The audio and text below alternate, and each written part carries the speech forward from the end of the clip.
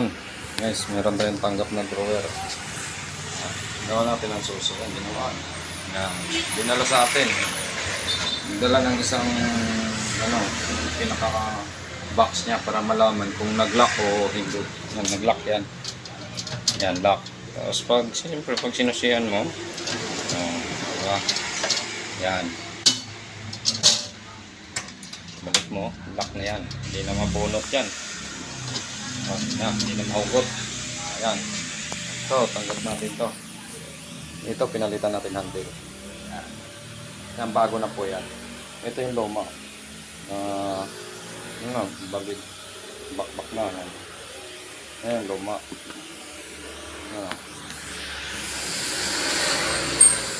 Yan ang luma. Pina-repair na niya to. Yan, pina-repair. Yan, ano. Hindi makinang mga tao. Kinamay yan, Ngayon, pinalitan na po natin. Yan. Ito na yung bago. Ngayon, gawa natin yan. Diba? Ganda. Ngayon, meron tayong tanggap ngayon na luggage. Yan. Ito. Siyempre, hindi pa nagawa to. Ngayon pa lang itong dumating. Ang damage naman yan. Yan. Yan ang damage yan. Gulong. Papalitan natin ang gulong yan. Yan.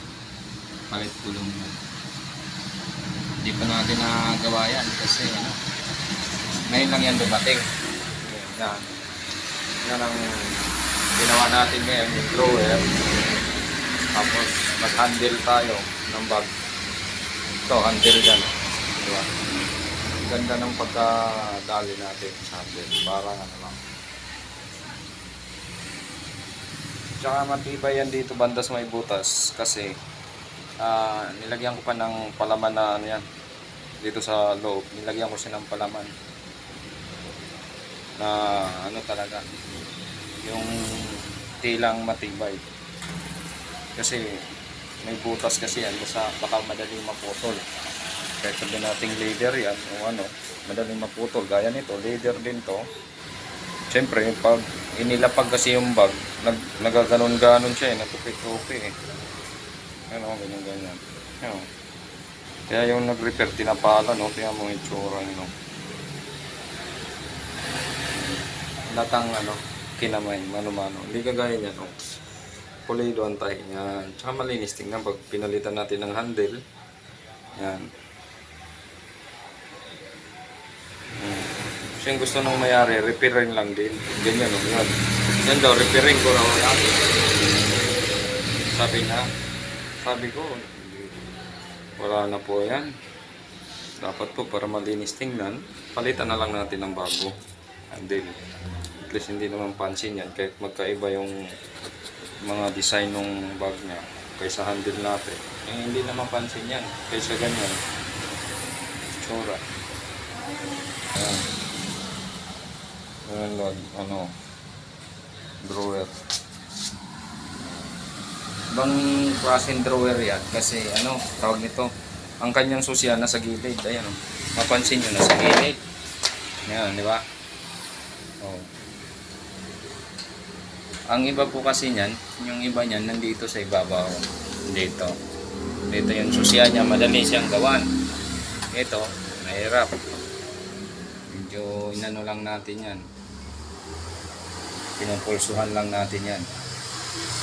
Siyempre, hindi basta-basta yan na nakakala sa loob. Kasi yan nakasil yan. Buksan natin.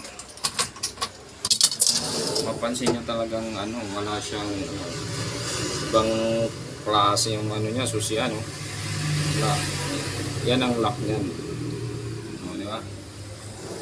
Nakasin. Wala talaga siyang lalabasan. Yan. Yan, ginawa natin ang paraan. Hindi ko na naipakita kung anong process yung paggawa natin dyan kasi siyempre lahat naman na ginagawa kong susi lang yun, halos parehas lang naman. Minsan kasi gaya niyan, kakaiba yung susian niya nasa gilid. Diba? Ngayon lang kayo nakakita ng ganun. Yung susian niya nasa gilid, karamihan nandito. yan sa ibabaw. Oh. Ito lang isa dinala kasi para daw malalaman kung naglalak. Ayos na yan. Yan. Ibang klase, nasa gilid yung susiyan. Dalawa na rin ang ginawa ko para hindi na ako magduduplicate na. Yan, yung luggage, sira pa ang gulong. Hindi pa natin napalitan yan.